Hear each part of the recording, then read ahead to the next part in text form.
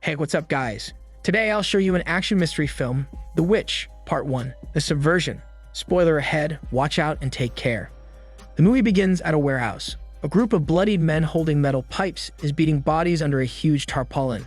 The doctor picks up a teddy bear that has a picture of her and a child tied around the teddy bear's neck. She stares for a moment, then glances at the men. She instructs the group to always aim for the head, as one of the body's feet starts twitching. Mr. Choi, the doctor's business partner, presents a young boy in front of her. The young boy, Nobleman, tried to go after the girl who escaped, but got hurt by her instead. She asks Nobleman why he bothered running after her. The doctor asks Mr. Choi what happened to the girl. He comments that the kids aren't ordinary. The doctor orders him to keep looking for the girl, but to also report her as inactive to their headquarters. She expects her not to last long on her own. At a farm not far from the warehouse, a farmer tends to his cows. Before going back to the house, he notices a girl lying not far from their field. He panics and immediately takes her inside. They call a doctor who reassures them that the girl will recover, but he wonders if she'll ever get her memories back since she couldn't remember who she is and what her age is. He asks the couple what they'll do once she gets better, but the two haven't thought that far ahead. 10 years pass and the little girl grows up to be known as Jae-yoon. She helps out her adoptive father with his farm and has grown quite close with her adoptive mother, who appears to be showing early signs of dementia. The family's going through some tough times as the price of cattle continues to fall. The father asks Jae-yoon if the feed shop said anything to them, since they haven't been paying. He mentions that he needs to sell the cattle, but Jae-yoon argues that the price is so cheap that they'll lose so much. After taking a quick shower that night, Jae-yoon gets a terrible bout of migraine, bad enough that it leaves her in tears. She then heads for the computer to search more about her mother's dementia symptoms. The next day, Jae-yoon meets up with her best friend. She informs her that her police father caught her driving a truck yesterday as she was leaving the feed shop. She reminds her that it's illegal for minors to drive. Jae-yoon playfully threatens to expose her if she doesn't put a tight leash on her father. On their way to school, the friend shares the news about a nationwide singing contest with a $500,000 cash prize.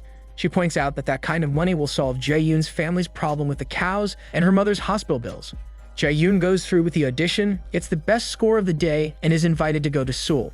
That night with her family, they watch Jae-yoon's audition. However, they also found out that Jae-yoon has shown her telekinetic abilities on TV. This worries her parents, but the friend comes to Jae-yoon's rescue and tells them that it's fine since special skills are popular nowadays. The phone rings and the friend picks it up for them, but nobody answers on the other line. In the bedroom, as she's preparing for bed, she's hit by another bout of migraine. Without the family's knowledge, a couple of men have surrounded the house. It seems she's been found. After class the next day, Jae-yoon and her friend arrive just in time to catch their train to go to Seoul.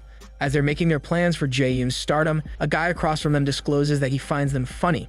It's Nobleman. But Jae-yoon doesn't remember anything, especially that day. He asks what's wrong with her, and she answers that he must have the wrong person. Nobleman backs off for a moment before attempting to hit Jae-yoon. He stops his hand inches away from her face and notes that she's for real. This angers the girl, who finally speaks up for her friend. With the friend hysterical, he tells Jae-yoon to meet with him again and leaves. While exploring the train, a man talking on his phone bumps into Nobleman. This annoys him, since the man walks away without apologizing. He kills the man by breaking his neck. To avoid getting caught, he pretends that the man is drunk. After potential witnesses leave, he throws the man's body out the door while the train is moving. Jae-yoon receives overwhelming votes from the jury and audience and advances to the quarterfinals. The doctor and Mr. Choi also find her after watching her performance and confirming that it's her, the escaped girl.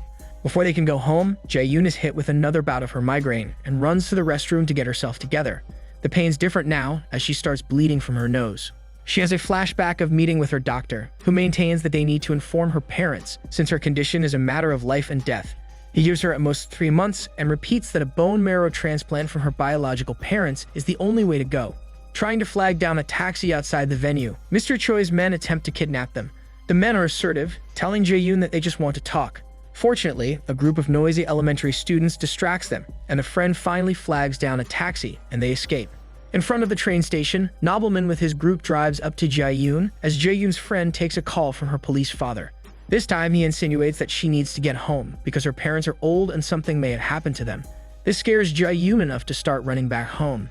Nobleman and his group get to Jae-yoon's house first. He finds out more about the family who adopted Jae-yoon. Before they can do anything with them, the friend's police father arrives at the scene and asks them what they were doing in front of the house. The two friends finally arrive at Jae-yoon's house and find the police car parked up front. There's no light, which makes Jae-yoon panic even more as she rushes inside. Luckily, they find their parents just fine. Before leaving, the officer tells Jae-yoon that he finds the group hanging by their house suspicious, even though he didn't find anything on them when he checked the database. He warns her to keep safe. There was news about a geneticist who died with his family in a fire. However, stab wounds were found on their body, which is why the police ruled it a homicide. It seems Nobleman and his friends were ordered to kill them. While playing with the geneticist's guard, Nobleman is shown having telekinetic abilities just like Jae-yoon.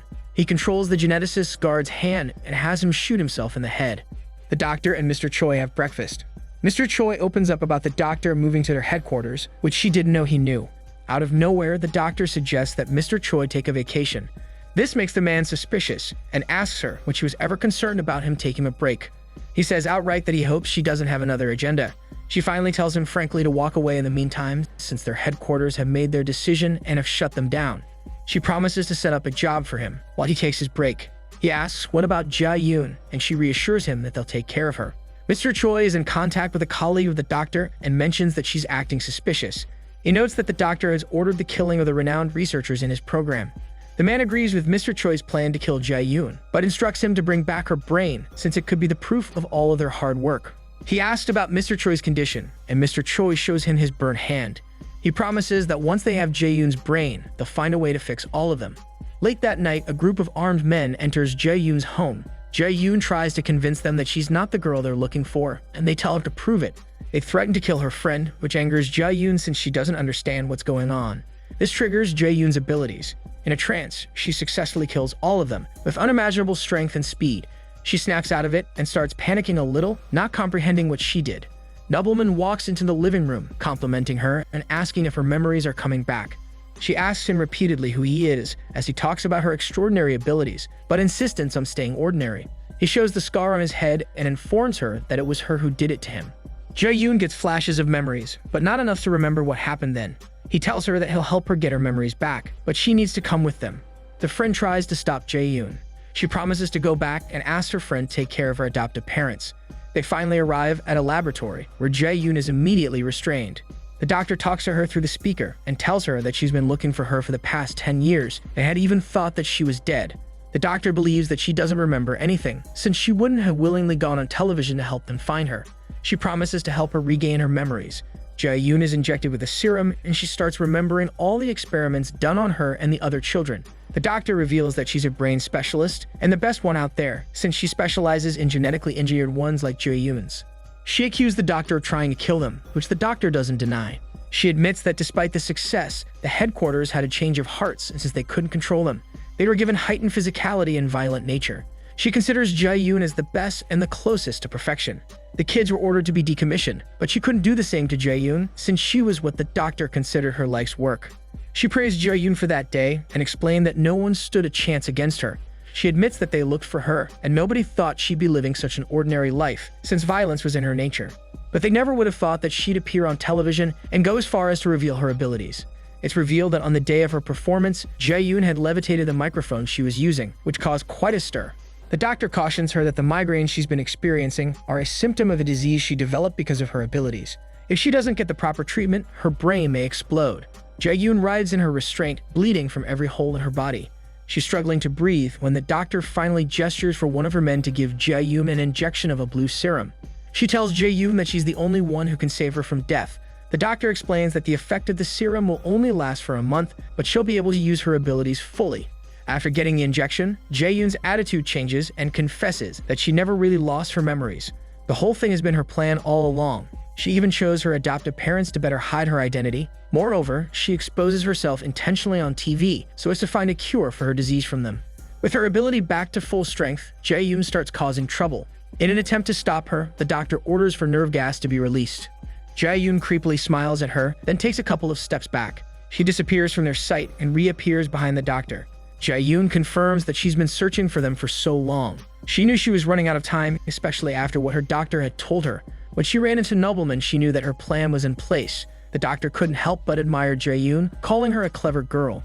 Jae-yoon reminds her that she created her to be like this. She then reveals the last part of her plan. Not wanting to die alone, she's bringing everyone with her. She inquires where the formula for the blue serum is and then shoots the doctor on her kneecap for good measure. Meanwhile, Nobleman and his group are on their way to the laboratory. Mr. Choi and his men arrive and come across them. Nobleman and his group start shooting since their loyalty lies with the doctor. A fight between Nobleman's group and Mr. Choi's group ensues. Mr. Choi's men take down most of Nobleman's group, but a girl with long hair named Hairy Girl easily defeats them after. Jae-yoon is dragging the doctor by her foot when Nobleman finally catches up and attacks her. She comments that he had gotten stronger since they last met and wonders if she should have killed him then. He agrees that she should have and arrogantly tells her that if she has done so, then she wouldn't die in his hands that day. He warns her that he's not the same as before. Jae-yoon agrees, but also reminds him that he did say she was a class of her own. A fierce battle ensues between the two. Ultimately, Jae-yoon defeats Nobleman, but before she can kill him, Mr. Choi arrives and shoots Jae-yoon on the back of her right shoulder. He asks the two why they can't get along, but reassures them that he'll kill them both equally instead. The doctor, thinking she is back up, orders Mr. Choi to aim for their heads, but Hairy Girl shows up next to the doctor, ripping her hair and asking her to repeat herself. Mr. Choi shoots her. The doctor praises Mr. Choi and promises that she'll take him to the headquarters. Before she can finish, Mr. Choi shoots her too. Hairy Girl stands up, which pisses Mr. Choi off since he thought he had already killed her. A quick fight between the two starts, but Mr. Choi easily throws her to the side. Turning back to Nobleman and Jae-yoon, he realizes that he was distracted, long enough for Jae-yoon to escape. This time Jae-yoon and Mr. Choi fight, but he stands no chance against her, and she breaks his chick neck. Nobleman stands up, and Jae-yoon tells him that it's just them. He spits at her, and then shows her a vial of the blue serum he has. He reveals that the rest are in the control room. She asks him where it's made, and he replies that it's probably in the headquarters research facility. He declares that if she is the last one standing, he'll tell her where it is. Nobleman is trying to distract Jae-yoon, since Hairy Girl is still alive and creeping behind. She declares that she'll kill Jae-yoon, but Jae-yoon quickly turns around and stops her. Jae-yoon announces that Hairy Girl wanted to see how great she was, so she'll show her. She makes the girl's brain implode with just the use of her ability. Nobleman comes up behind her, the gun trained on her head, but she calmly steps to the side, while Nobleman is unable to move. Taking the knife Hairy Girl had used on her, she repeatedly stabs Nobleman with it. After a long conversation, with Nobleman refusing to give up the location of the research facility, she ends his noble life. She successfully retrieves the remaining blue serum in the control room and leaves the gas running, so that the laboratory will explode. She visits her adoptive parents at the hospital and hands over the blue serum to slow down the progress of her mother's dementia. Before leaving, the father tells her to take care of herself and admits that he has always known what Jae-yoon was capable of. It was the mother who fought for them to keep Jae-yoon, believing that she can change. 3 months later, Jae-yoon appears in the home of the doctor's twin sister. She recognizes Jae-yoon from her file. Jae-yoon reveals she's looking for a permanent solution to her problem, and that it is her who can solve it. A young woman whose face is covered in scars stands behind Jae-yoon. The movie ends with Jae-yoon threatening to kill her if she touches her, and the screen goes to black. This is Daniel CC Movie Channel. Stay safe and enjoy your day.